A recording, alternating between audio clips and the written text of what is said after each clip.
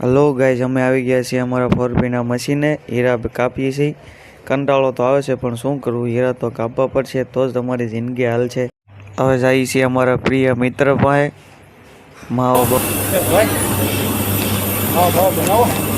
સવારના 5 વાગી ગયા છે એટલે માવા ખાવાનું કેન્સલ છે। અમારે ચા પીવા જવાનું છે। ચલો, ચાની હોટલ આવી ગઈ છે, આગળ છે।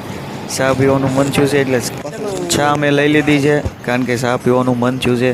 ચા પીને પછી અમને એમ થયું છે કે અમે દુકાને બહુ ટ્રાફિક હતી એટલે ચાના કપ લઈને અમે રોડે ચડી ગયા છીએ અને ચા પીતા પીતા અમે સવારની મોજ માણીએ છીએ। સુરતમાં 5 વાગ્યા છે એટલે મજા અલગ છે।